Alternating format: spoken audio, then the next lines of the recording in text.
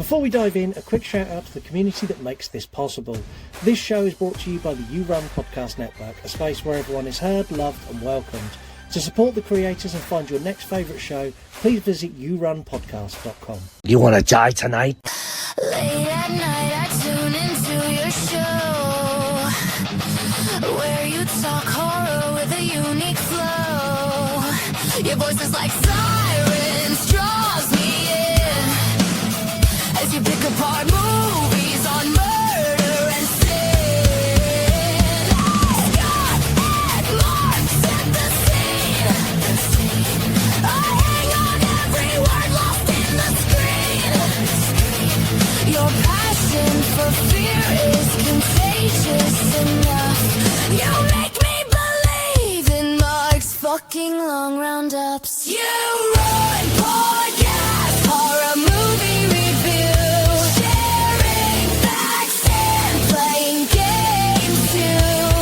Your words paint pictures of darkness and dread, leaving me grinning long after you fled. You run podcast. You run podcast. Nobody trusts government. They don't trust government, and they really, frankly, they shouldn't. We don't keep our word on anything. They really don't. Hello and welcome to the You Run Podcast. My name is Scott. My name is Mark. And we are the only interactive horror movie review show where you pick the movies, you review the movies, you get involved in games, and you can call us, leave voicemails. This is your show. We're just here to, I don't know, grease the wheels and allow it to happen. We have a wonderful show ahead of us today. We're going to give you a review of a very well-loved movie that me and Mark kind of went, meh. We're going to dive into the best bits we like. We'll give you a brief synopsis first, but then we're going to dive in really deep. So if you haven't seen it, please do not listen, because we're going to spoil every single bit of it. We'll scatter some facts throughout. After that, we're going to do our roundups. We're going to do some interactive features like 3-word review. We're also going to play a game which I come up with on the fly about 18 minutes ago because our guest has had to bail on us because of other commitments. We are hoping to get her on again soon, but for tonight, it's just me and Mark. The best way it can be, in my opinion. Fuck these guests. No, she will be back on. It's just nothing personal against her. I'm just saying. Yeah. The thing is, when we have a guest, you're decidedly more tense and more. I'm not more tense. I just have to be more engaged and aware. But like this, when it's just being you, it's clockwork, man. It's minimal effort for me and it's enjoyable, you know. But like, I actually have to try when I've got guests on and stuff, and like act like I'm interested, which obviously I am interested. But you know what I mean. This is just easy. I don't have to try. Let's just keep it like this. The topic of today's episode is 1988 John Carpenter's classic They Live, which everyone seems to adore. I've not watched it in years. It was a first watch for Mark. I think we're going to have some choice takes on this that are going to upset members of the horror community. I'm just glad me and you are on the same page this evening, because I was worried, and especially considering this is a Carpenter movie as well. Most people are expecting me to be on point here and championing everything that man does. But if you listen to the show regularly, you'll know I'm not a massive Carpenter fan, barring his work on Halloween. He done Halloween and The Thing, and vampires. everything but this. Everything but this. Okay, I kind of like Prince of Darkness as well. In the Mouth of Madness is pretty good. All right, okay. He has a good filmography, but he has a few bloopers, and I'll be honest, I think this is one of them. Yeah, I'm kind of with you. They say ignorance is bliss, which is something that our main character, Nada, played by WWE legend and Hall of Famer Roddy Piper, has at the start of this movie. It's also something that he loses quite quickly after discovering a special pair of magical sunglasses that he can see the world as it really is. Advertising is control, products, distractions, to ensure compliance. The biggest, richest, and most influential people are now working for big bucks by the invading alien species. who are visible also through the magical spectacles. What follows is a fight to save the city / the world / the little part of the town he's in. Trying to save them from misinformation and greed and free the minds of the human. This film is held in such high regard in the community. I kind of understand why, but it doesn't mean I have to love it. I think the concept is a lot of fun. It's very easy to draw comparisons with the corporate world that we live in today. And I'd argue that this is more relevant now than it was when it was released in 1988. I think the vast majority of the effects work is really good. Like it's directed well. It's John Carpenter. Like it's not badly directed. That being said, it has some serious pacing issues. It has a 35-minute brawl in the middle of the movie that is there for no other reason but John Carpenter wanted to watch Roddy Piper wrestle up close. I was here. I'll be honest. I really like that scene. Overall story, I think, is poorly fleshed out. While we get the gist of it, there's no real deep diving into anything. Everything's very surface level. Unlike The Thing, where it's really deep and meaningful, this is very much like, yeah, aliens are bad, rich people are bad, consumer bay. That's it. Let's have a fight scene. I didn't hate it. I quite enjoyed my watch of it. It was fun. It's an excellent commentary on the world we live in.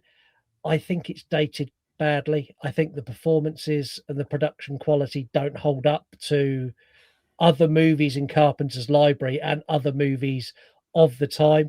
I think there are movies like Videodrome and Society that do this concept much better. It's good, but not great. I'm going to give it a 3 out of 5 and wait to get lynched in the comments for this episode. Nice score, and a fair score in my opinion as well. For me, I'd found this to be very outdated, not just in terms of its movie making prowess, but just purely based on the fact that, given the world we live in today, none of us need sunglasses anymore. I think what really disappointed me the most about this film is how strongly that this movie starts out. And Carpenter is clearly showcasing what he does best, which is building tension, building mystery, and leaving you in a position of uncomfort. It very quickly takes a left field that I don't feel Carpenter is all too great at. Delivering satire mixed with humor, mixed with almost comedic level sci-fi elements that blend together in a way that makes it feel spoof-like almost for me. It was disappointing to see how the back half of this movie paid off what I found he did very successfully at the beginning. Once we kind of get past that I come here to chew bubblegum scene, it all just felt lackluster in my opinion. I have no issue with his direction, and I think he implements some really amazing techniques here, especially for the times that he made this movie. And I like the contrast of when he had the glasses on, everything was filmed in black and white. That was really cool and stylistic. Especially just the whole black text on white background as opposed to what we're used to seeing, which is constant distraction. He utilizes that side of the storytelling really well, but it just didn't execute it in a way that I feel the story had the potential to lead to. I'm not sure on the impact of how this movie was received in 1988, whether this was as groundbreaking as the reputation seems to uphold it to be. But for me, #1 in the box office when it was released, and then it disappeared out of the charts rapidly after that because everybody had seen it. I don't know. I wouldn't go as far as to say it was a disappointing watch, but it was a very underwhelming watch given the reputation that They Live seems to hold within pop culture today. And I guess that's probably more a case of people clinging onto the idea of its concept as opposed to the actual overall execution of the movie. I'm not going to score it as highly as you. I'm going to give it a 2.5 out of 5. And I know that's going to upset a lot of people, but purely based on my enjoyment of the movie, it just wasn't where I thought it should be. There were so many elements about this that I feel Carpenter missed a mark on. And that really let me down by the time the credits had rolled. I can't see my score changing on this episode, I'll be honest with you. But let's No. dive into it and see. Yeah, I can't see mine change. I think we're going to be there or thereabouts all the way through. Like, don't get me wrong. Like, movie's got some real high points, but it's got some points that I just kind of went, and I don't know. Like you say, I don't know if this is the fact that because it is so on the nose to how we live now, and everyone has got their sunglasses on now. I'm looking at it going, yes, the government are bad. Yes, billionaires are bad. Yes, everyone's out to make you just do as you're told. Yeah, like everything is set up as a distraction to prevent you from real world problems. You know, it's a tactic that's used over and over again. And I think the implementation of social media and the fact that you can't hide from anything like you used to be able to, i.e. celebrities and fucking the royal family, for instance. Prince Andrew, off to prison. Yeah, do you know what I mean? Like, you used to be able to get away with whatever you wanted because the world was so disconnected from everybody. But now everybody is connected to everybody, you know, and the people have a bigger voice than the news platforms do. You know, you only have to rally up a voice on social media and it will get more of a reception than any primetime news channel ever would, you know. And I just don't think there's any escaping that kind of shit these days, you know. And 9 times out of 10, it's not a case of what somebody has done now. It's a case of what they did back in the day that comes to haunt them, you know? Yeah. So you can't hide under the cover of darkness anymore, people. We live in a world where everybody knows everybody's business. You know, I'm just a small guy from Yorkshire, and the reach we have on this show, it worries me. I did shit. Do you know, there are times when I put like a reel out or a TikTok out and it starts to pick up traction. And there's moments when I look at that reel and I go, I had one the other day, 700,000 people saw that reel in 2 days. And I'm looking at it going, that is fucking insane. There are 700,000 people who've seen my face. They've seen the backdrop behind me. They know a little bit about me. And now there's a portion of those that have then gone and looked at like other things I've done. Like that to me is insane. It blows my mind. It is. Yeah. It is wild. It is wild, really, when you think about it. And what's scary about that the most is we are one of those people who are very isolated by that situation. I mean, me more so, because I don't think of it from that perspective. You know, I'll get traction on something that I've done, or it'll blow up, or it'll reach a certain amount of people. And the idea that they're then going off and talking to somebody else about something that I've done just blows my mind. Because for me, once I've done it, I've forgotten about it. Yeah. Same as, you know, it's like it's almost as if it never even happened, in my opinion. But it leads on to such an impact. I'm not saying I'm an impactful person by any stretch of imagination, you know, but I'm just saying like the butterfly effect from something that I've created or I've done or we've done or you've done as a person goes on to spread as far and as wide as it does. Just it blows my mind on so many levels when it happens. Yeah, and with social media now, it's not like it spreads in your town. It's not like a rumor that you kissed a girl on a Saturday night. This is something you've said online that's then gone global. You've got people in America, you've got people in Canada, Australia talking about shit that we've done. And that to me is just like mind bending. The thing is, I reckon I know less people in my vicinity than what I do based on the reach that's happened through this experience on social media and the podcast. And that is wild. I agree. Well, let's dive into a break before we dive into They Live.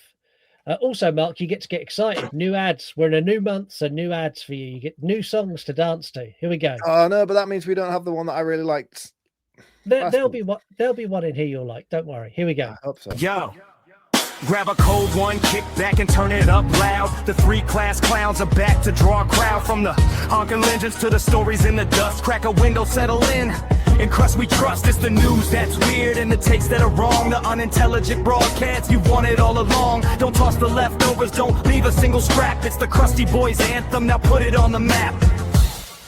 Turn the dial back, let the memories play. From the blockbuster hits to the VHS graves. Pop culture reflections, a journey in time. Where the 80s and 90s are still in the prime. With Justin at the mic, we're diving deep into horror flicks and the secrets they keep. From the ring to the charts, every legend and star reflect on the icons of who we all are.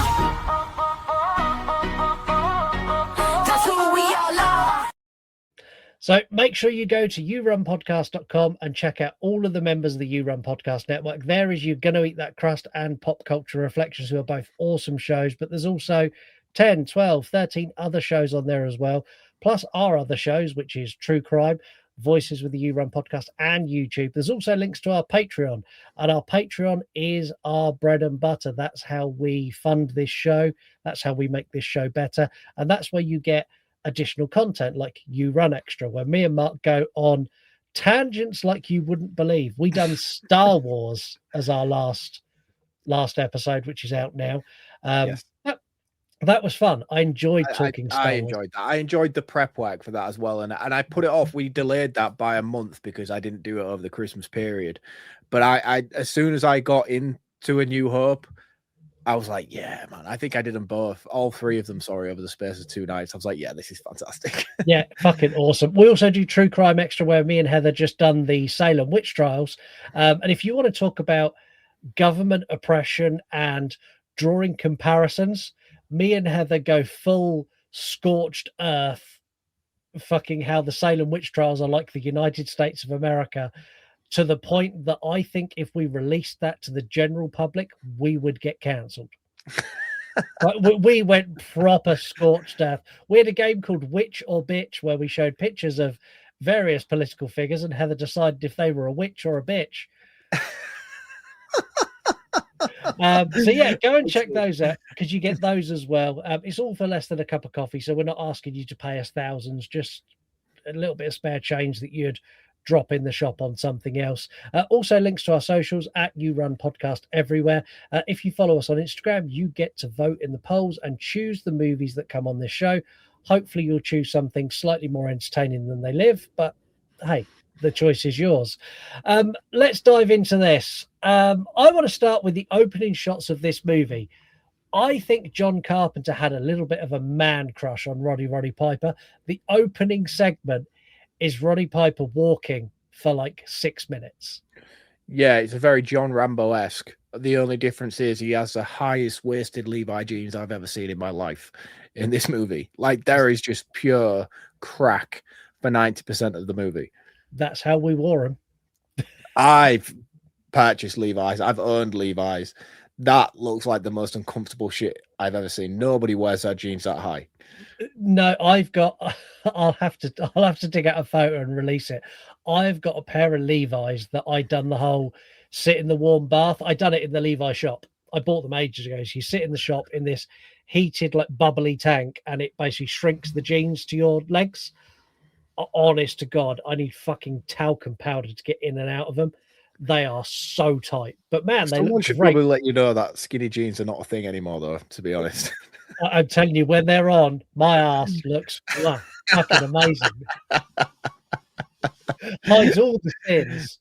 Oh, what a sin of pop culture are skinny jeans, honestly. Yeah, I still wear them. Oh, dude, we can't be friends anymore.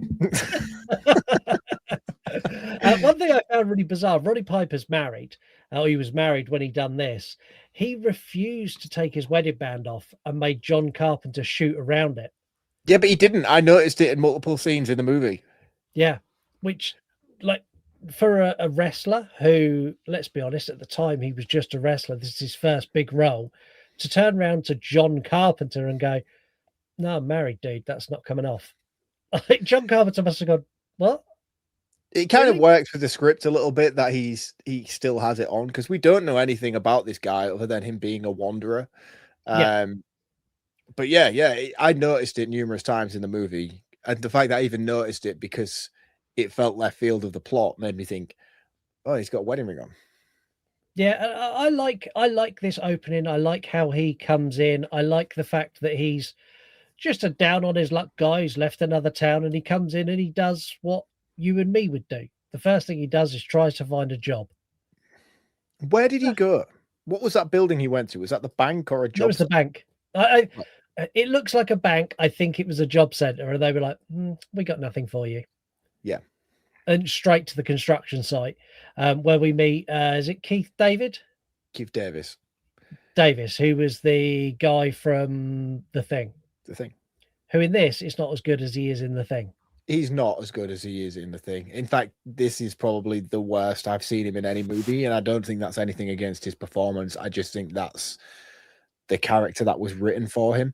Usually he has a really impactful presence when he's on screen, but here I didn't get that from him throughout. No, he's very much a side character, as opposed to in The Thing, he's a side character, but he's a side character with purpose. In this, he's just there. He's just and even to the point where we get to the end and he's no longer there and we don't know why he's no longer there. You're just kind of like, oh, he's done now. All right, fair enough. Well, no, we do know why he's not there, because the girl killed him. Yeah, we don't see her kill him. We just see her pull a gun on him and just as if like she's going to keep him as. I expected her to come onto the rooftop with a gun to his head, but she just strolls up on her own. I'm like, well, where's he gone? I'm not being funny. I've just seen him fight for 45 minutes with Roddy Piper. He's no issue disposing you. Yeah, we'll talk about that fight at length, because the lengths they go to in that fight to injure each other is, that's how I imagine if you and me ever lost it and really went for it. That's the level of depravity that I would go to hurt you to win. Yeah. I've had a fight like this with my best friend. I'm sorry, mate. I do have another friend outside of you. And we had this full full bust up like that, where it was one of those where like you're hitting each other relentlessly, but you're giving the other opportunity to calm down, and then you go again because you're just determined to be the winner of the situation, but you don't have street fight rules. You kind of have to be like, okay, I won that round, take a moment and we'll go again. It was a full one of those, man. It was brutal as shit, to be honest with you. In fact, I've been in numerous fights, and that was probably the most messed up I've ever been because of the intermissions. Because you had a minute where you sat down and went, okay, give me a minute. Right, let's go again. Yeah, man. Yeah, it's relentless. But yeah, I really like this. I like the fact that he gets a job. I also like the construction worker. The guy who runs it is like, when he finishes his shift, where he's shirtless and incredibly muscular, he's like, you don't sleep here. He's like, I know. I was like, I don't think you should be talking to this dude like that. Like, look at him. He could literally rip your arms off and beat you to death with it. You're like, you don't sleep here, get the fuck out of here. And this is where Keith Davis is like, oh, well, I know a place. And Roddy Piper's like, cool. And then he lets him leave and he just follows him. And he's like, why are you following me? He's like, well, I just want to like see where you're going. I don't walk with you until I know you. I'm like, you're fucking weird, man. Yeah, but it's trust, man. It's trust. You can tell from the off that he doesn't trust him. And rightly so. He doesn't know this dude. Why would he trust him? No, but there's a difference between trusting someone and walking in an open environment in a city next to someone. Yeah, I know what you're saying. But I think the message of it was the fact that Roddy is a mistrusting dude. And rightly so. Roddy Piper is you, isn't it? I wish he was. I wish I was built like a silverback like he is. Maybe his outfit choice with high-rise jeans could be looked at, but other than that, and the mullet as well. To be honest with you, I reckon I would probably have stuff like a mullet nowadays if I could. Yeah, I think you would suit a mullet as well. I think I would proper rock a mullet. Do you know? It was a thing like a couple of years ago, wasn't it, where everyone just started having mullets again? Yeah. I think I would do it. In fact, I don't even think, I know I would be rocking a full Lethal Weapon, Mel Gibson, Curly mullet right now if I could. Bit business in the front, party in the back. Davis takes him to, I don't know what you'd call this. It's like a refugee camp. Yeah, it's like a shanty town where I don't even know, like some people there are homeless, some people have jobs, but there's not enough housing. And they're all sat there and like they're watching TV and you keep getting the preacher come through as like, they're coming to get, like he's trying to deliver a message. I'm like, I'm watching it, I'm going, this is weird. It reminded me of Street Trash. It had that kind of vibe to it. Yeah. It felt trauma-esque in a way, very much so. Yeah, it really did. And they're kind of just like milling around in this camp. And the guy who looks after the camp, who, I don't know, he's like, he's almost like a social worker for the homeless. and he keeps running over into the church, and Roddy Piper with his like untrusting eye, it's like, why is he going in the church? I have to go and find out. And goes being nosy. Would you go and I don't know why I asked. Don't ask me that question because you already know the answer.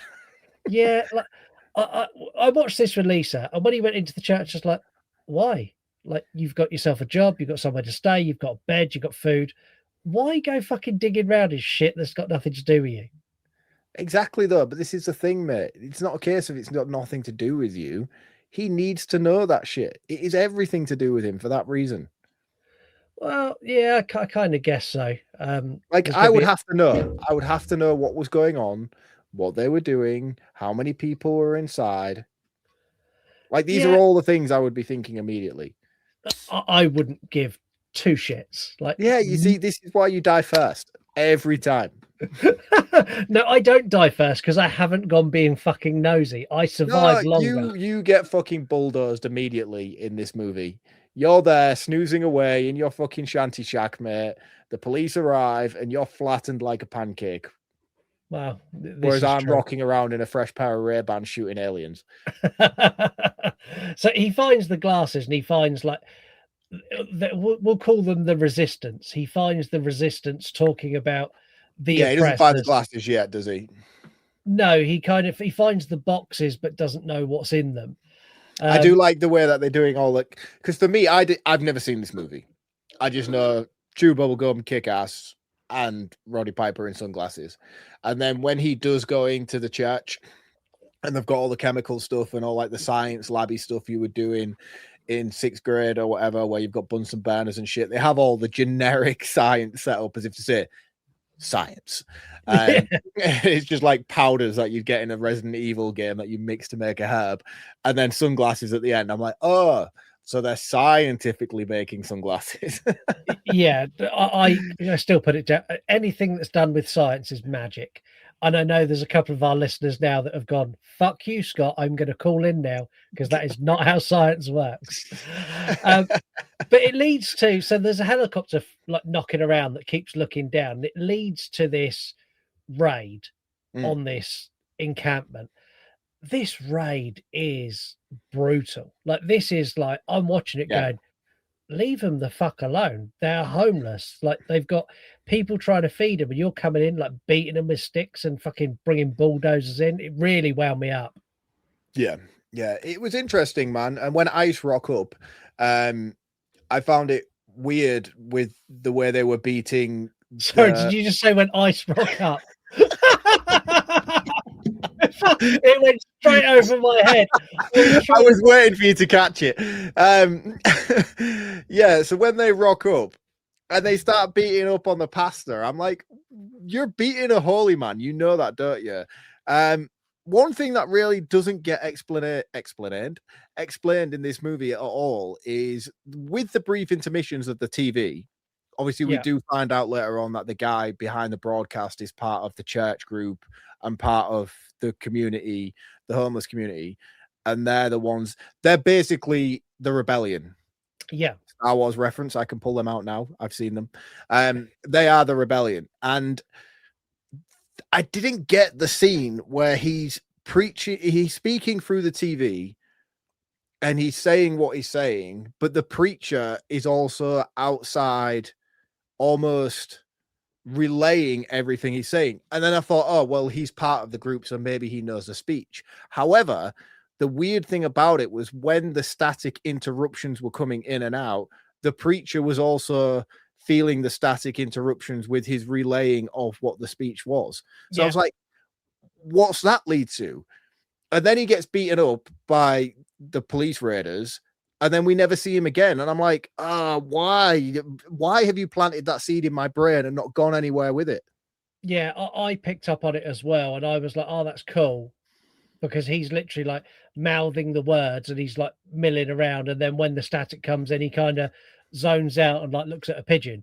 And then it comes back in and he's back in with it. Yeah, again, I'm the same as you. I'm like, well, why? Like, in my brain, I was like, oh, maybe he's part of like the reptilians, but he's an outcast and a convert, you know what I mean? And wants to help the humans. Hence why he can like pick up on the transmissions that are being relayed. I've just wrote a better subplot to this movie than was ever involved in it in the first place. He should have been somebody who had turned on his own people and wanted to help the humans. And that's why he was doing what he was doing in front of the TV when he was doing it. Yeah. Yeah, better than John Carpenter instantly. I am. I am. Roddy Piper found that scene particularly difficult to film and to watch back. In his words, he lived on the street himself. He said it didn't take long to get into the character of being in that scene, and seeing that like set destroyed and people driven out of their homes really hurt, because he had had that in his life where he was homeless. He said, when you're homeless, there's nobody from the government helping you. No one's helping anybody apart from the people within that community. He said, and watching it play out on film was like fucking rough. Another thing they do, again, very sorry, Roddy, that you had to experience that. However, the flares. Yeah. Dramatic effects or tactical? Dramatic effect, I think. That's John Carpenter saw how much flares done good in the thing and went, let's throw a couple of flares in there. Looks good. Like the cinematography of the ICE agents dropping them in sync because they were walking down the road. Yeah. We're going to get cancelled. We'll get cancelled in the United States. Stop calling them ICE agents. They are, but stop saying it. It looked awesome as shit as they were dropping them. You know what I mean? Like it looked cool, and I was like, "Oh, fucking hell, that's badass." You know, but like, I was like, "Is that a tactic thing? Is that like a thing that they're taught to do, or is it just there because it looks cool as shit with red smoke?" I think it's because it looks cool as shit, and it's probably also to help them light the area so they can actually see what they're up against. Yeah, not just a set. Like if that's what I mean, not just because it's a movie and it's a set. I think it would be, if it's particularly dark, a flare would be a good way to light so you can actually see, is there anyone hiding there? Can I get through here? So there's probably a practical side to it. Yeah, but other than Jurassic Park and the occasional weird football match, I've never known anyone to use a flare. No. Have you ever used a flare? No. I don't understand what situation I would possibly be in to use a flare. I have used a flare. Why? I was a teenager and someone had a flare, so we put the flare in. That we were running through the forest at night with a flare. It was cool. Fucking really cool. In hindsight, probably incredibly dangerous. Worst place to put a flare in a forest. In the middle of summer at night, running through a forest with a flare. Yeah, not creating actual wildfires. Yeah. This is where, after the camp's been cleared out, Piper kind of hides himself away, and he goes, and this is where he finds the box of glasses. Yeah, he goes back to the church, doesn't he? The door, the mysterious door that he fell through earlier, which again, weird. There is boxes everywhere within this room, and I have to assume that every single box was full of sunglasses. But the door he fell through had like 3 boxes of sunglasses in. Yeah. And he takes a box because he helps people escape as well. And he kind of almost has a tussle with the police. He has that bit where they hide in that little house, which I found really weird because they're in the house and the police are in the alleyway and they're everywhere. And I'm like, the police watched you go in there. They'd go in there and clear you out. Like, I think so. There's a lot of things in this movie like that where you're like, be better. I don't know if Carpenter wrote this movie, or I know this is based on a small short story, and I don't know who the author is, but it was like one of those what Candyman became from one of Clive Barker's novels, and I know this is based off something similar, but I don't know if Carpenter wrote the script to this movie or not. If he did, it was piss poor writing on his part because there's so many minor things that are just really unfocused, and this being one of them. You're right, he runs directly up the stairs into this building to hide out with this other group of people that he comes across, and he's followed up until he reaches the stairs by about 12 or 15 agents, and not one of them think, oh, maybe we should go in there after him. No, exactly. That it's little things like that don't take away from the film, but they niggle at me and they annoy me. Yeah, but even just like the slightest thing like that, they go up the stairs, they break into a flat, and instead of closing the window behind him, which was his point of entry, he leaves the window open. It's like, well, if I was walking up this stairs and I saw this window open, I'd be like, oh, guys, I think they may have gone through this window. Yeah, exactly. He gets the glasses, he goes out into the world, he puts a pair of glasses on. This is where the directing really comes into its own. I love the black and white shit with these glasses. When he drops them down, it's consume, obey, procreate, like all that stuff I think is great. The magazine, when he picks up the magazine and starts flicking through it, and it's like subdue, obey, procreate, do as you're told, don't question, like all of that stuff I love. And then when he lifts the glasses up, you get the actual magazine, like Yeah. proper magazine, and it's like you look at it and you go, yeah, it kind of works. Like there's an ad Yeah, there. of course it does. It says obey. Yeah, obey. Buy the product. Consume. Yeah. I mean, the biggest highlight of that is the one of the holiday, with the holiday on the billboard, and it's like, oh yeah, reproduce, procreate, and stuff like that. And it's just showing you like the luxurious of time off on a holiday and all the rest of it, when really it's like, no, go on holiday, have sex with your wife, have babies. You know, Exactly. And it's really, really clever. I don't like the design of the aliens. I don't hate it. And that's purely based on, I can see the creative idea behind them. I don't think they're executed flawlessly. A lot of them do look like masks. But that's one thing that I feel like the black and white elements of this sunglasses side of things really helps, because Carpenter incorporates a lot of CGI in this movie, which, let's be honest, was not ready for it in 1988. But what he does is he does it in a way where it's themed around very 90s, 60s sort of sci-fi movies, Yeah, and flying saucer-esque kind of stuff. And I think that works massively in his favor, in my opinion. But to go back to your original point about the design of the creatures themselves, I actually quite like the design of the creatures. I think they look really, really good. They have aged poorly. yeah. But at the same time, I don't know how beneficial it would be to make something like this so realistic, because this movie wavers massively with turns throughout.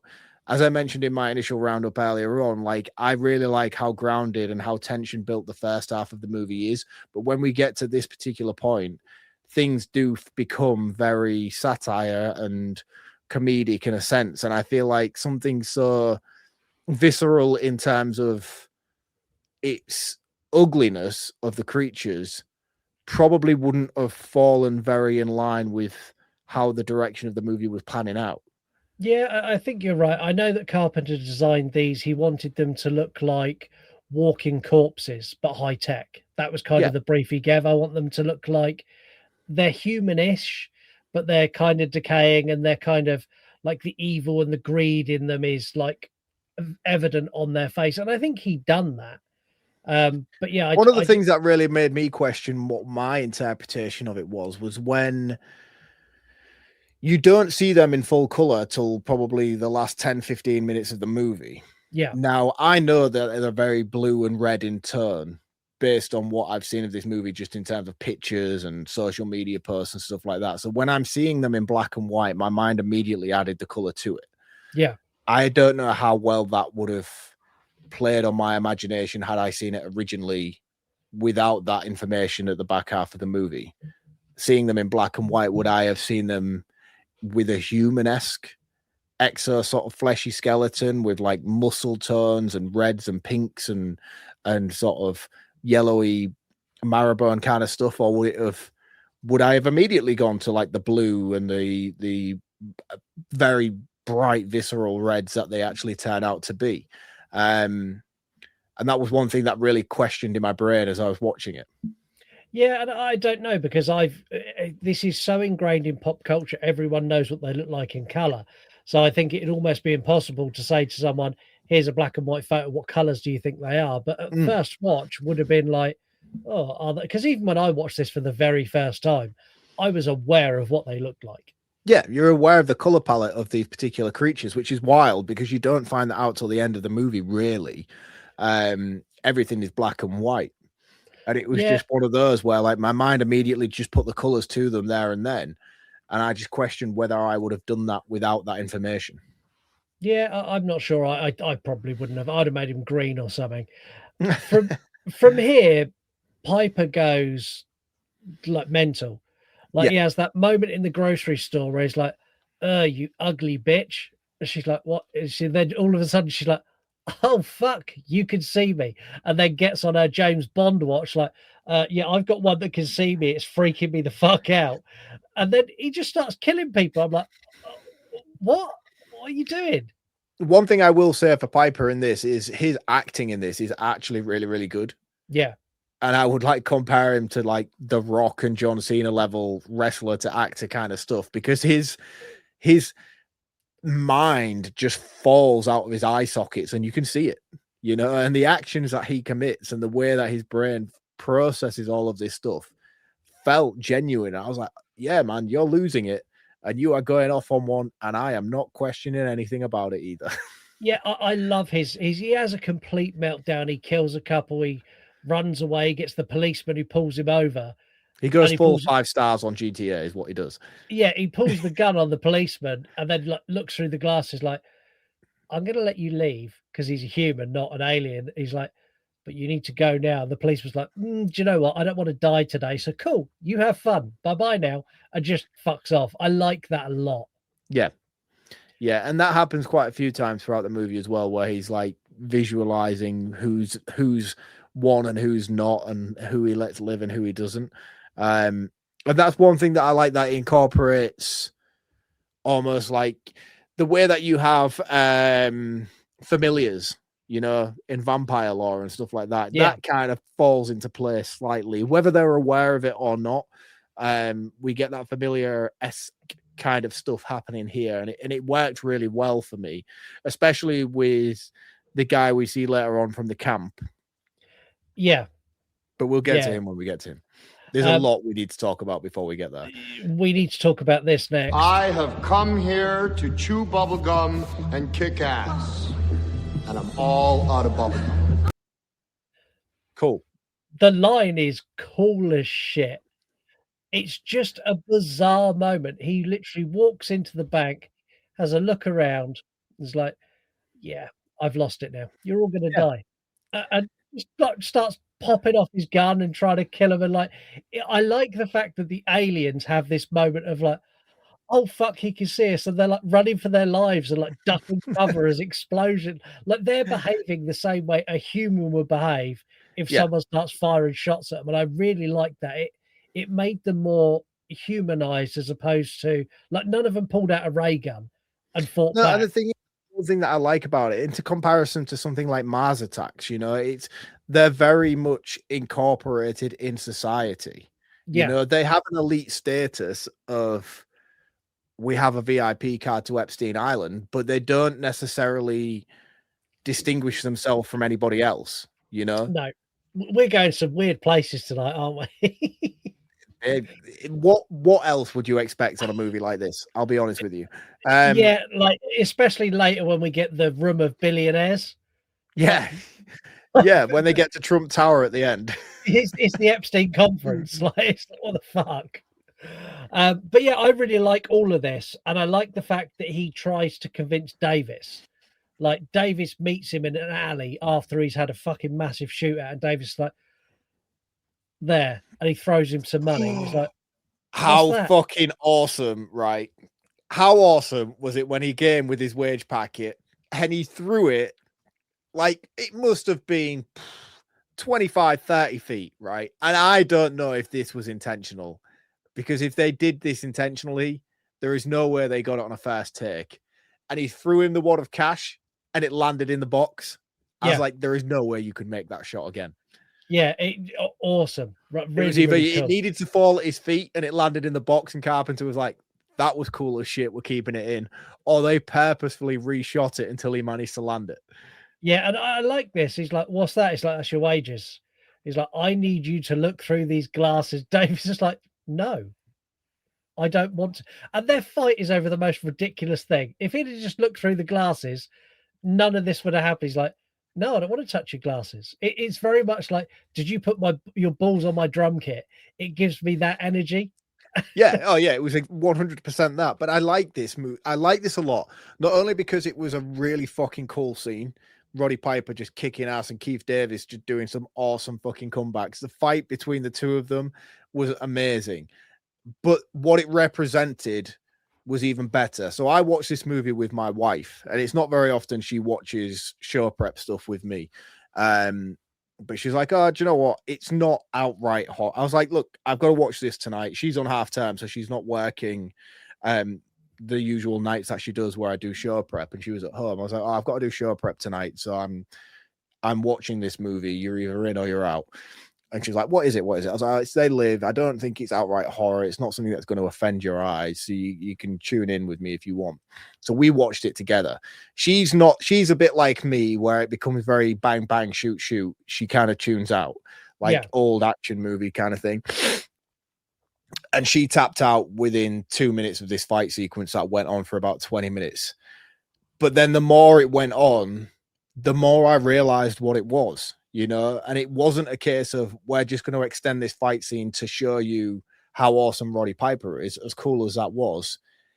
The message of it was the reluctance to swallow the red pill, which I thought was really cool that they showcased it in that way. And it's like, yes, it's not a drawn out fight sequence for the sake of being drawn out. It's a case of showing you how reluctant society is to see the world through these glasses, and I thought, that's awesome. And it took me a good few minutes to pick up on what they were doing.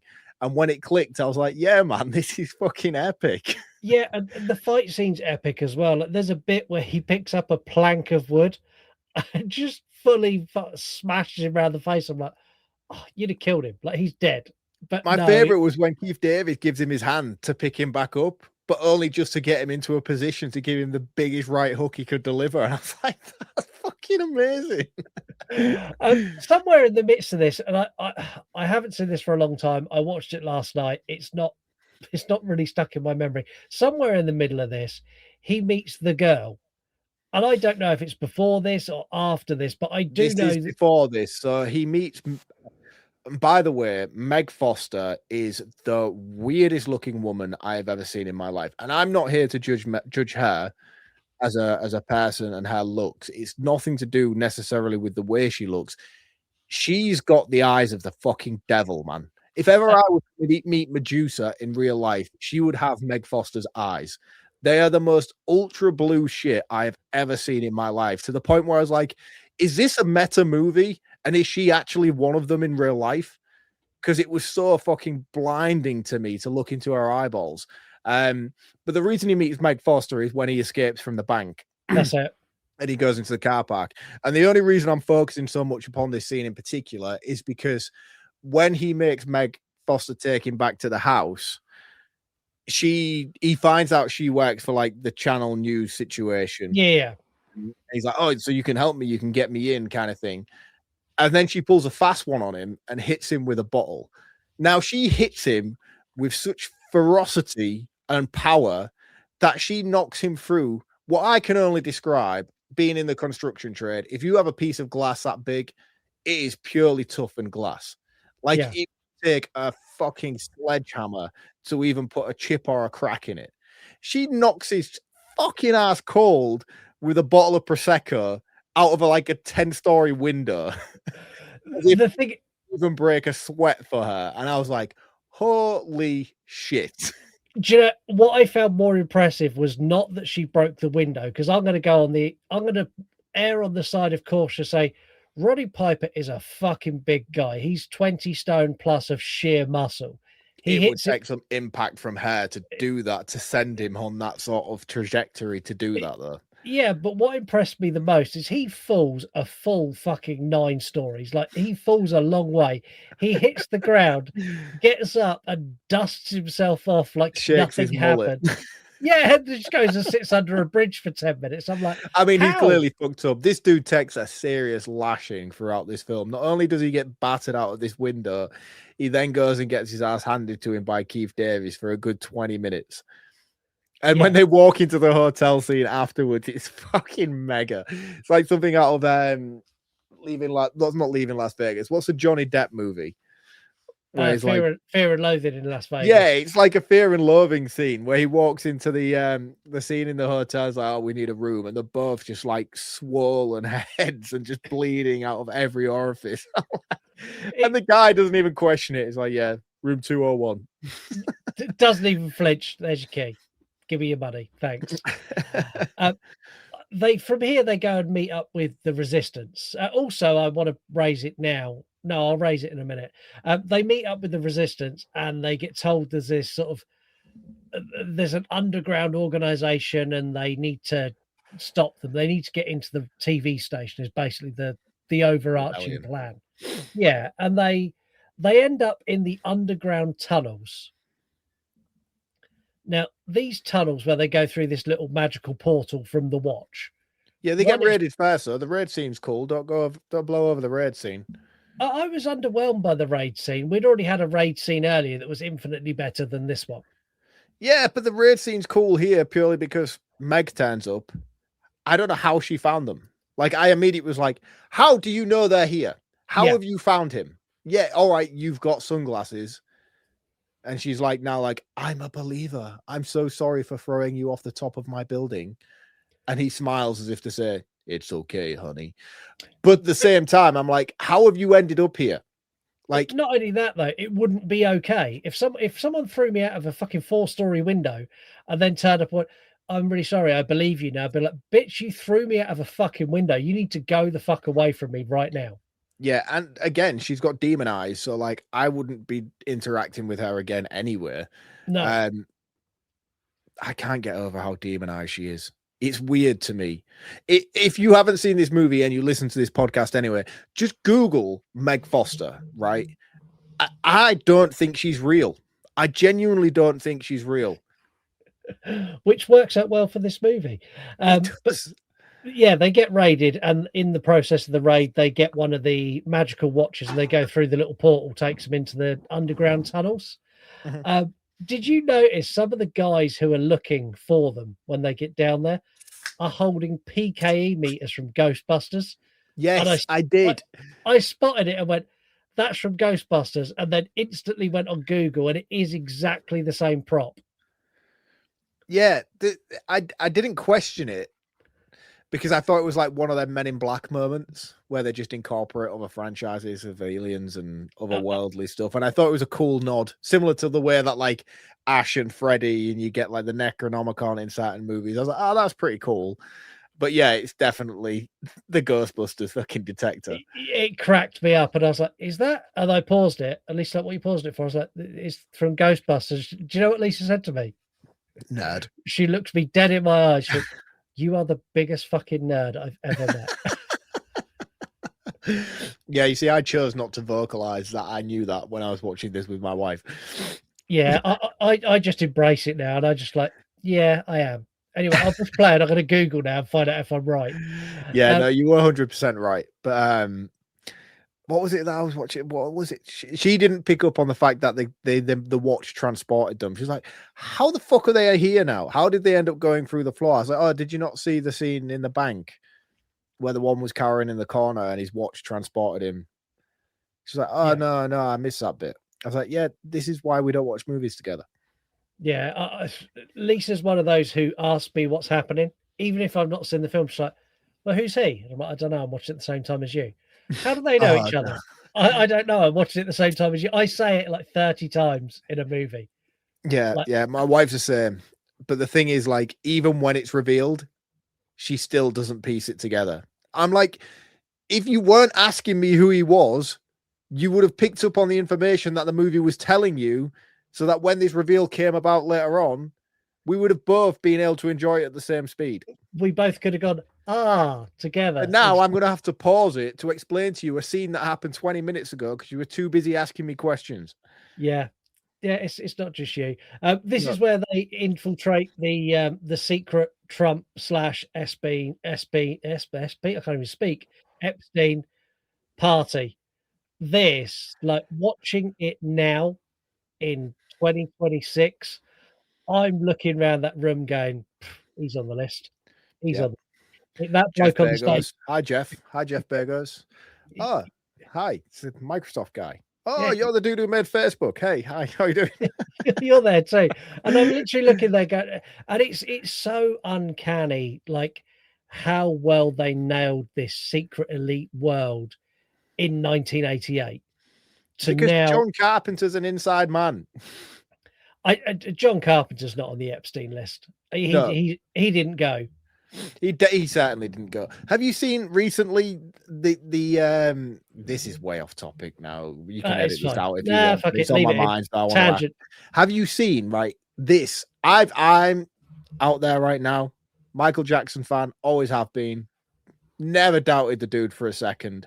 Have you seen that he's like coming out now as like being like the Epstein's fucking guardian, you know, and he's protecting children from being taken to this island? I'm like, my brother, like, this is fucking awesome. Yeah, please. he's taken them to Neverland to keep them away from the fucking pedos and gets accused of being a pedo. I'm you know what I mean? I'm like, and they've obviously clearly smear campaigned him for doing so. And I'm like, oh, this is epic. Please tell me there is truth behind this so we can clear this legend's name going forward. Yeah, and the thing is, we won't dive into it because we don't get political on this show, but fuck me. What I've seen of the Epstein files and the comments from certain governments going, well, everything could fall apart if we put them all in prison. Well, maybe that's what needs to happen. Put them all in prison, let it all fall apart and build it up from the ground up again. Start again. Yep. Definitely so, man. Definitely so, man. It's scary. It's scary, really, to think that we're living in a world controlled by these people. And for one second, I don't think business-wise, these people... this is really fucking going off topic, but I'm just going to dive into it because I can't be asked anymore anyway. And I've had a few beers. It's wild to me that we're living in a world where I don't think that these people necessarily are bad at their jobs. And this is... I don't know how to vocalize this without being offensive. Jimmy Savile, this is where it's going, guys. Okay. Was a brilliant children's entertainer and a TV show host, but he was a bad man outside of that. Rolf Harris was a fantastic vet, and he played the didgeridoo like a fucking legend, but he was a bad man. But these people in positions of power are clearly also very good at what they do within their positions of their work field. Yeah. But the amount of money they receive and the positions that they're elevated to have clearly put them in a place where they think they can do what the fuck they want. Yeah. And it's like everyone's talking about, cripple them, bang them up, put them in jail. Rightly so, you know, the fact that the royal family, I never thought I would live in a world where a member of the royal family would be stripped out of his home, arrested by the police, taken to jail for questioning. That's the kind of shit where, like, people in those sort of realms, it gets covered up. You know? And even better for the king to make a public statement to go, well, the King of England is like, my brother's a bad man and the police will do what they need to do. Yeah, my brother's a pedo. He's going to prison. I'll let them do I'll let them do their job. And I'll be honest, when he said it, I was like, do you know what? Fucking fair play to you. You just thrown your brother completely under the bus. Fuck you. You're a bad dude. You're bad for everything. But I don't think he has thrown his brother under the bus in that sense. I just think he's maybe just taken a place of being like, fuck that dude. Yeah. I didn't know that. He's obviously been a brother of mine who's never going to achieve anything outside of the prospects that I have in my position of the family. So he's been the bratty little brother who's mingled with the rich kids and sniffed high amounts of drugs and done whatever the fuck he wanted because he's been living off the tailcoats of everybody else around him. And I think that's a lot of what these people have been doing. And it blows my mind that we're now sort of worried about it, you know? And it's like Jay-Z of all people. I love Jay-Z. No, in fact, that's the wrong thing to say. I love Jay-Z's art. I think he's an incredible rapper, and I'm down for that shit. Yeah. But if this dude's dodgy as fuck, he needs to be arrested. Yeah. And if his wife, the Queen Beyonce, is culpable as well, bang that bitch up too. You know, like, fucking take them all down, man. I don't want to live in a society where people like that are looking down on people like us, yet they're all kiddie fiddling and lubing themselves up at Puff Daddy's house, is all I'm saying. I agree. I agree. Shall we get back to the movie now? We've gone on the Sorry. It's fine. I've got no issue with it. My views on Epstein, Trump, ICE, and everyone else are well publicized, very well publicized. So I don't need to elaborate. They end up in the news station, which is also in Trump Towers. Makes sense. Fake news. And this is where they kind of sort of fight their way into the station. And this is where the girl turns up again and takes Davis to one side as he goes up onto the roof to destroy the satellite. And then she comes up and there's a helicopter there with a sniper on it. And she's like, don't do it. Join us. Come and join our pedo ring. Have you been to Epstein Island? You should see the swimming pool. Like, she gives him the sales pitch, and Roddy Piper's full on like, yeah, no, fuck you. I'm not in for that at all. And like, they destroy the satellite dish, and he gets shot. And I was like, oh, which is basically like a cloaking system for their pretentiousness, if you will. Yeah, but like before that's revealed, because we get that reveal like straight after, but he gets shot and he does like the middle finger as he's dying, which is like, yeah, fuck the establishment.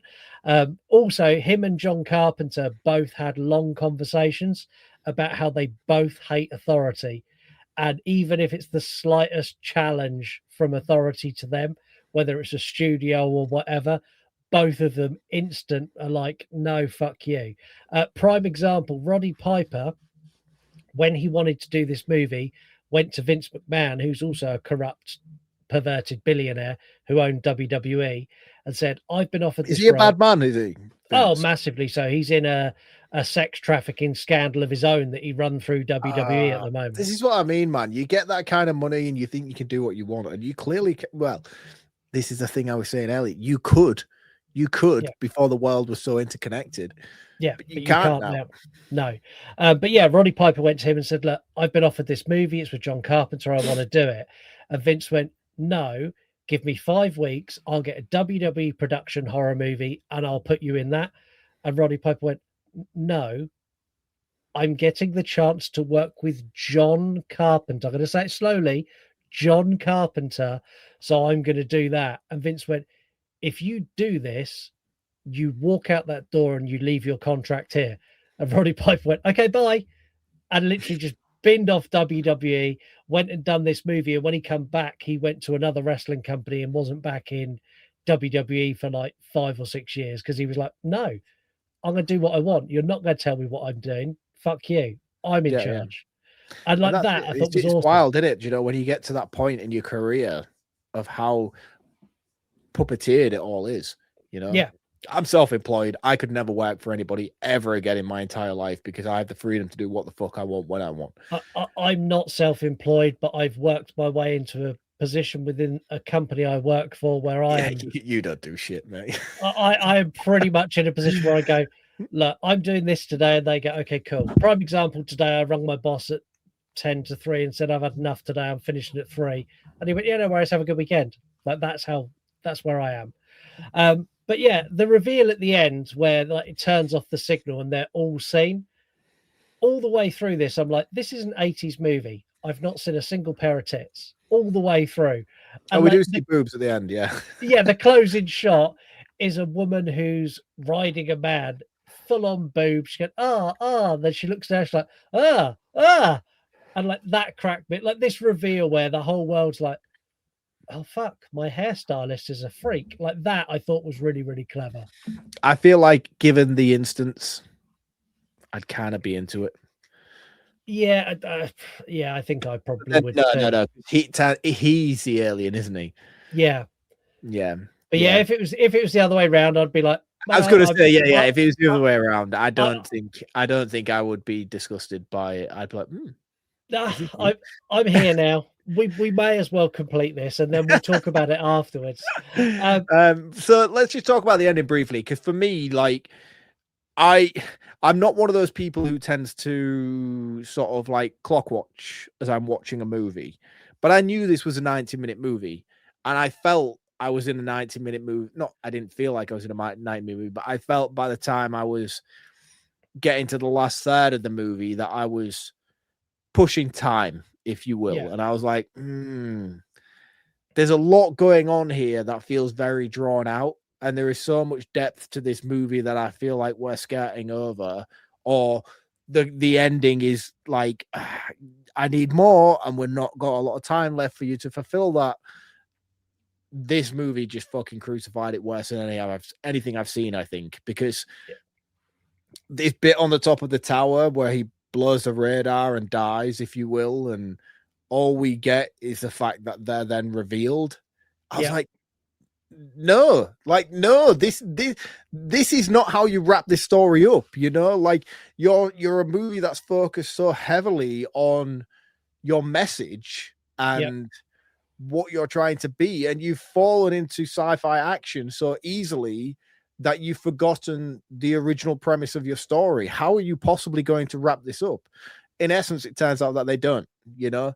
There is no message, and although the message is there within the plot to a certain degree, it doesn't have a concluding moment of it doesn't have salvation. A big reward. No, there's no it doesn't. reward. It doesn't have the payoff, and John Carpenter doesn't write movies with the intention of making a sequel. So for me, I was like, why? Why are we ending it like this? This is very unfulfilling. And all I could think about, and I had this experience quite a lot of times while watching this movie, was I feel like I'm watching an episode of Goosebumps. Yeah. Like it feels very, very self-contained, childlike, anthology-esque moments that I'm not going to get that satisfying ending that I need. I'm just going to get that weird cliffhanger where the theme music's going to be more impactful than the revelation itself, and that's the momentum I ended up finding myself building up towards, and I got it, and that's exactly how it ended. It didn't give me that was really insightful, like the message was very clear. It just got to that point where it was like boom, boom, boom, boom, boom. Yeah. And I'm the same as you. Do you know one thing I found out after the fact that I thought was really interesting is Roddy Piper was like not the first choice, and the list of I think Roddy Piper done an excellent job. I think he's a really good actor in this. He really gives that role what it needs. I'm going to go through some of the other options. There's a lot of them, so just say yes or no. Alec Baldwin. I read somewhere that he was supposed to be the original pick, but no, I'm glad he didn't. Michael Biehn. Yes, Michael Biehn would have been a great fit for this. Jeff Bridges. The dude can do no wrong. But again, no, you're gonna struggle to get me past Michael Biehn now, because he would have been perfect for this movie. Okay, there's lots. You need to literally yes or no. Right, Bruce okay, Campbell. right, okay. Yes. Tom Cruise. No. Harrison Ford. Oh, there's a world I could see that based on what I've just seen in the original Star Wars trilogy. But again, no. Roddy over Harrison. Mel Gibson. Yes. Tommy Lee Jones. No. Michael Keaton. No. Christopher Lambert. Yes. The Highlander. Stephen King. Sorry, Stephen Lang. No. Dolph Lundgren. No. We're getting into the ones. There's going to be lots of yeses now. Michael Madsen. Yes. Bill Paxton. Yes. Ron Perlman. Ron Perlman wasn't great until he got really old. Anything prior Blade, Ron Perlman wasn't very good. So I'm going to say no to Ron Perlman. Arnold Schwarzenegger. It would have been a very different movie entirely, but I could see it working from his perspective. Sylvester Stallone. No. Patrick Swayze. Yes. Jean-Claude Van Damme. No. And Bruce Willis. Again, yeah, I think, yeah. But it's like, it's really hard because all of those ones on the back half of that, I was more thinking about what they kind of represent with their roles. Yeah. You know, like if it's a Jean-Claude Van Damme one, it's very forgettable. It's straight to DVD. There's a few fucking splits in between. Arnie would have been like, I feel like if Arnie had done this would have been on a similar sort of wavelength to Total Recall and the Running Man kind of thing of his filmography.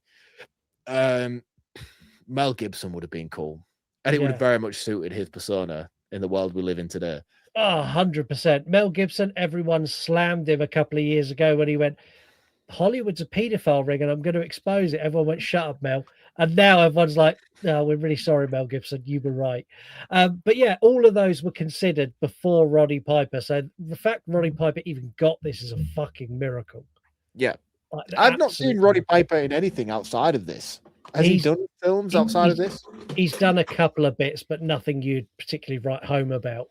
I'm pretty much done on this. I'm going to keep my score as it is. It's a 3 out of 5. It's good, but it's not great. How about you? My score's staying the same. Again, there's a lot of things that I like about this movie, and I don't want anybody to come at me and be like, you bashed on They Live. I didn't bash on They Live, but there's glaring things without this movie that need addressing.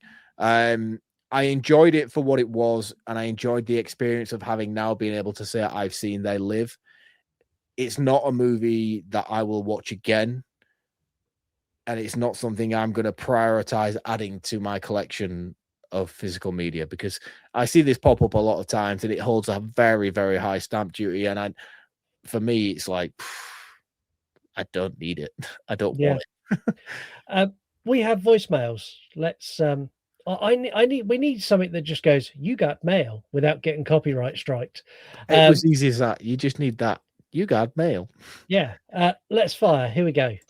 Hi guys, so I'm coming to you with a listener request because I'm fed up of one of my favourite franchises getting bashed for their recent efforts, and I think they're just totally amazingly brilliant films. I've yet to see the third one, so hopefully I get to do it very soon and you guys will do it. And that is The Strangers. I would like an episode at some point where you just do the trilogy, because I know you probably won't want to do them individually, so just a condensed version of the trilogy would be amazing. Thank you. That's interesting. No. Dang. You've seen them, and I've seen your reaction to them. I haven't. I love the original Strangers. I love The Strangers Pray at Night. I think The Strangers Pray at Night is such an underappreciated movie. That movie is phenomenal. And if you like those two, do not watch these ones. Right. Spoiler alert, listeners, because Scott's going to tell me on air what the fuck happens in the third movie that made everybody go so fucking crazy. The end is just like, it's like a wet fish. Like, it builds to a crescendo and then fucking nothing happens. It's absolute dog shit. Is there nothing justifiable throughout the trilogy that's worth talking about? Because the original was basically a reproduction, if you will, that Rennie Harlan made of the first movie. And again, this is speculation on my part. I haven't seen them. Honestly, like everything, he basically took the premise of The Strangers and The Strangers Pray at Night and done it worse.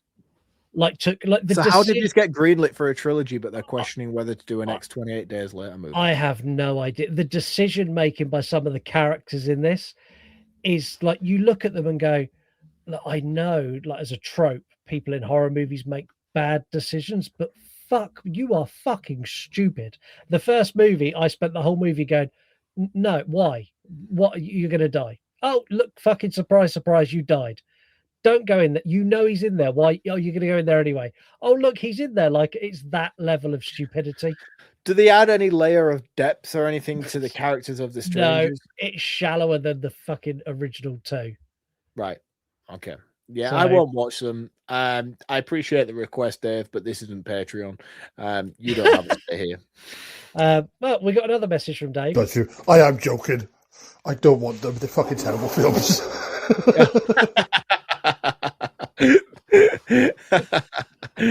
Brilliant. Yeah. Right. Let's keep rolling. Ooh, that 28 Years Later episode. That was a good one. It's quite fun hearing you and Mark argue again. First of all, Scott, you went very hard on that. I know I wasn't much a fan the first time I watched it. But Mark, you made all very good points, and I think you stood up for the film very well, and everything you said was completely correct. Scott, I do believe you were having a little moan about Aaron Taylor Johnson's Scottish accent, but he's not meant to be Scottish in it, he's just a northerner. And from what I hear from other northerners, he did very well with his accent. It sounded okay to me, but I don't have a clue. Yeah, great fun. I'm glad you both made up by the end. But yeah, I definitely look forward to hearing what you have to say about Bone Temple and seeing if your mind changes, Scott, because mine very much did. And I know you say that you shouldn't have to watch the rest of the trilogy to be able to enjoy the first film, but it does all make so much more sense when you watch Bone Temple, and it just all fits together very well. And I really do hope that they do a third film. Also, I think the only thing that I really didn't understand in 28 years later is when they did the Boots music, which I do like, but I agree, I wish the original score had been in there, because that was so scary.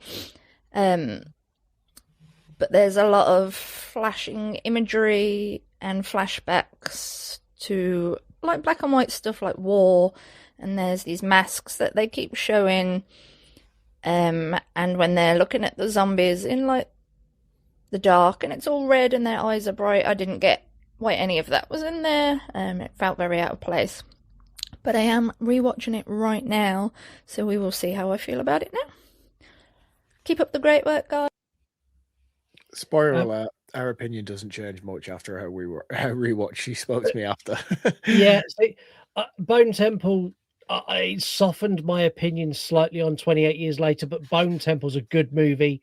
28 Years Later, I didn't think was a good movie. We're not going to dive into it again because me and Mark are not going to argue tonight. Oh, come on, man. It's fun when we do. Yeah, I like the way that people are like really invested in the blowout. And to be fair, that was the most heated I think things had gotten between me and you in quite some time, to be fair. Yeah. And I was very passionate about it. And it was genuine. I don't want anybody for 1 second thinking that we were just fabricating the situation. No, it was the most genuine, frustrating conversation me and Scott have had in some time. And I still stand by my reasoning that I think 28 Years Later is a really good movie. But again, if you think about the kind of movies that I like, you would probably understand the reasoning of why I would like that movie in particular. Yeah, I get it. Like we will argue. We can go hammer and tong. As soon as it's done, it's like, yeah, cool. That was good. That was fun. Yeah. Like there's no love lost ever No. when shit gets like that in the slightest, you know. And it's not like we're doing it because it's a pantomime. Like it is a genuine case of fleshing out opinions and being genuinely frustrated by one another. Yeah.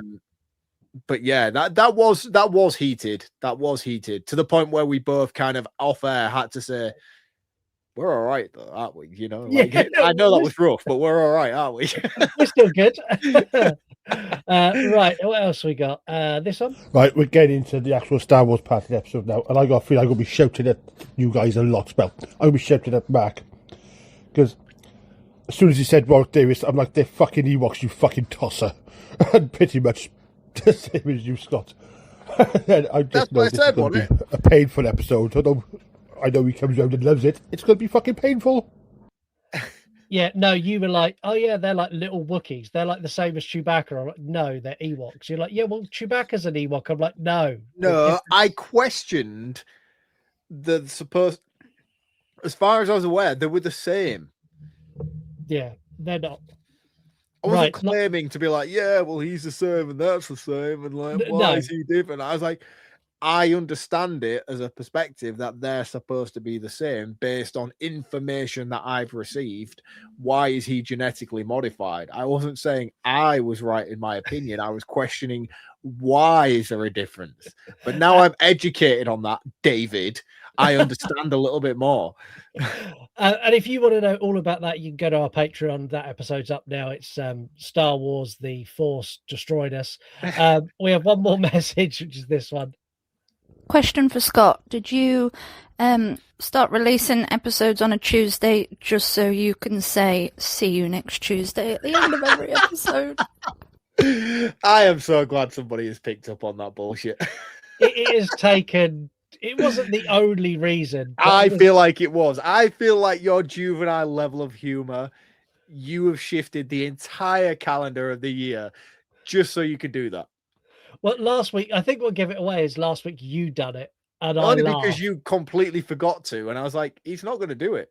Yeah. Like he's built it up and done it for this long and he's not going to do it. Yeah, but that's not the sole reason, but it may have a contributing factor. Like I said at the beginning of this episode, I come up with a game on the fly, and it is a game we have never, ever, ever played before. Like, it's you do this, you build it up, and then you drop Broken Spirit intro music. No, we've never, ever played this. This is going to be cool as shit, provided it works. So it's a game called Mark Can See the Bullshit. Right. You are going to take nervous. Well, as you are the conspiracy theorist expert of the show, you're going to take the role of Roddy Piper. Yep. And you are going to be able to see through the statements that I'm going to say to you. For example, if I said, we're more than a team here, we're a family, you would say unpaid overtime. Or if I said... Why would I say unpaid overtime? Because you're seeing through the bullshit that I'm telling you. So I'm saying... right. Okay. So another one, if I said, I can't meet you there, I've already made plans, you would say, can't be fucking bothered. Oh, mate, this is a level of thinking I don't know if I'm sober enough to do. I'll be honest with you. I'm hoping... I thought it was a really clever game. So no, it is. If you'd have hit me with that sober at the start of the episode, we would have been on for a flyer, but we're a few beers deep now. Let's try it. We had creative differences. I don't get the game. So you need to say what's behind. Like, we had creative differences is the message I'm putting out to the world. Right. What's the real message? What happened? Mark was right and Scott is wrong. Okay. It's not just a remake, it's a love letter to the fans. We fucked it up, but we're going to attach this to the title. We really pushed the boundaries with our shoestring budget. Any excuse will do. Okay. Scariest horror film of the year. It never was. I'm such a huge fan of your show. Thank you for having me on. Why have I just wasted 2 hours of my life? It's more a reflection of self than it is a horror movie. The world is a shitty place, but at least we can attach something to it. See, I'd have just gone simply with as made by A24. That was better. VHS hunt time. Mark has been unhappy with let's take a punt on the VHS hunt. So after him being verbally assaulted for a couple of months, I decided it was time to give him something special and give him something and make him feel appreciated on the show. So are you ready, Mr. Mark? I'm always ready. Okay. Here is the new intro to the VHS hunt. He's the king of the spool, the lord of the stack. If it's on magnetic tape, there's no turning back. From the floor to the ceiling, he's a mastermind hoarder, keeping analog alive on the edge of the border. Rewind, the night under the static flip. It's Mark, VHS from the crypt. Nice. I like that. That's cool. I might have that as my ringtone going forward, I think. That'd be cool. You should have that, and I should have you run podcast. It's going to be really weird when we're next at For Love of Horror, I'll be honest with you. So, yeah, what are you showing us? I'm excited. as I've always said with this, it's one of those where like I want to try and showcase what I have, but it would be very easy for me this week to fall into just showcasing a John Carpenter movie because, as I've said, I've never seen They Live. I don't own it, and in all honesty, it's not something I'm probably going to want to buy to the collection. I don't feel it really meets the criteria of outright horror movies, and it brings a very, very hefty price tag. And it's not one that I'm willing to justify paying for a movie like that I don't particularly enjoy too much.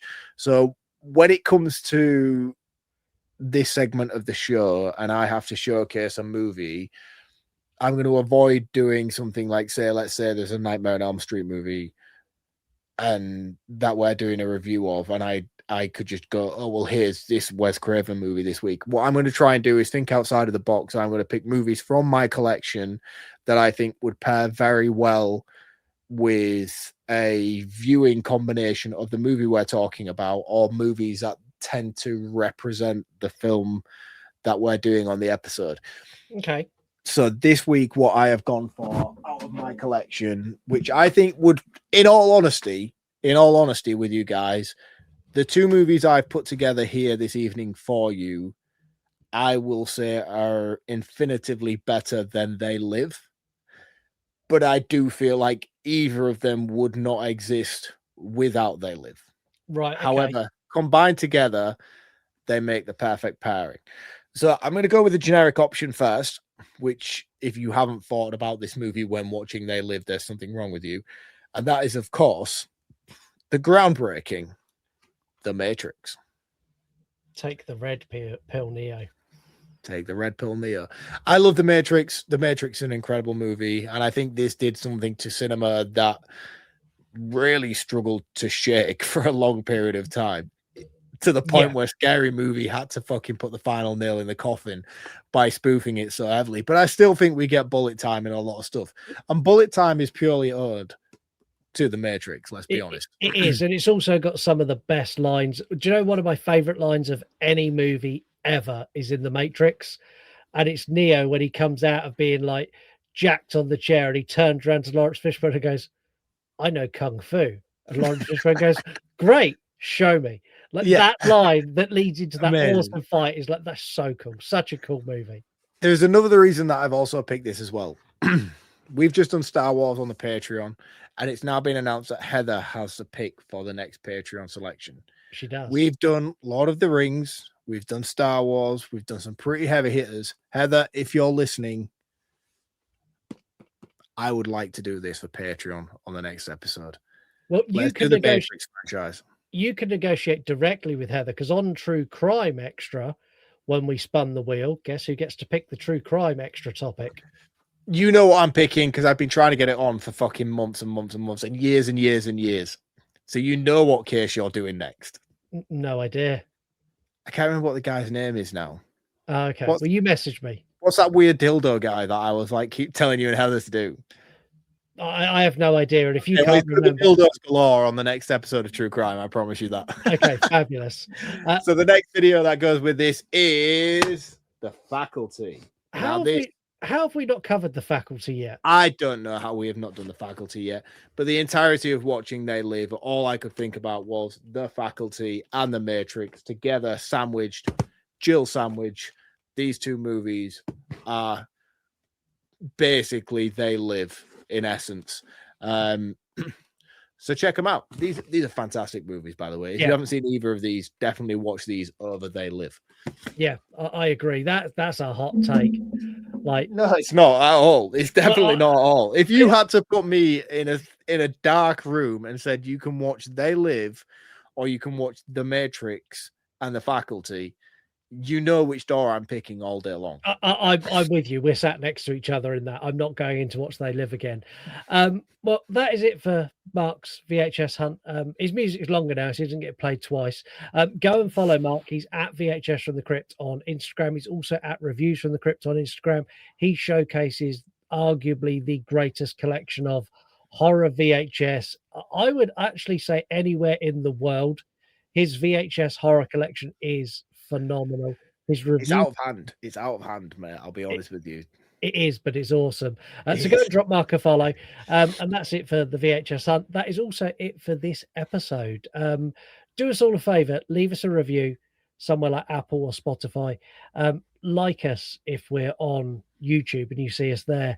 If we're on Spotify, leave us a comment. Do all those things. It helps bump us up charts. And at the moment, touch wood, we're having a very good year for chart positions.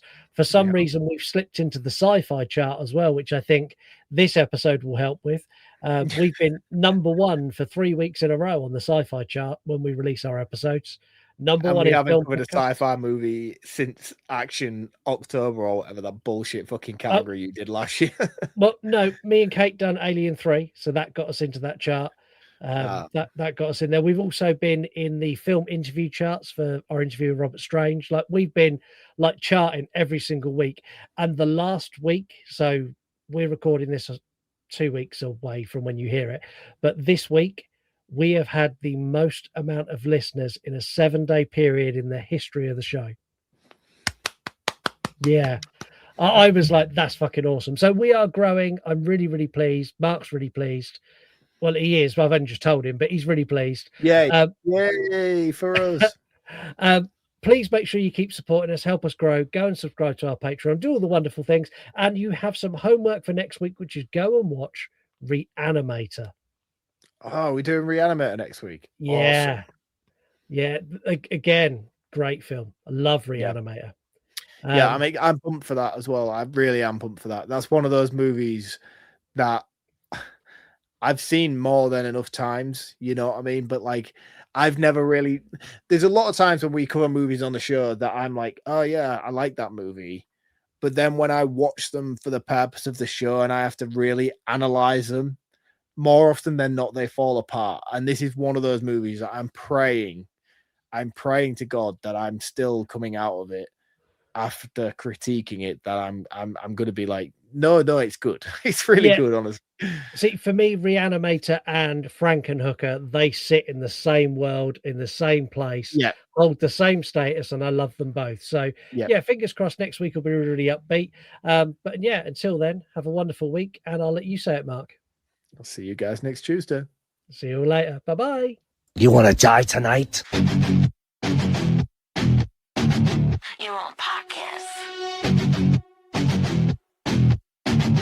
You're on podcast. Late at night, I tune into your show where you talk horror with a unique flow. Your voice is like sirens, draws me in as you pick apart movies on murder and sin. Scott and Mark set the scene. I hang on every word, lost in the screen. Your passion for fear is contagious enough. You make me believe in Mark's fucking long round ups. Round up, round up, round up, round up, round up. You're on podcasts, horror movie reviews, sharing facts and playing games too. Your words paint pictures of darkness and dread, leaving me grinning long after you fled. You're on podcasts.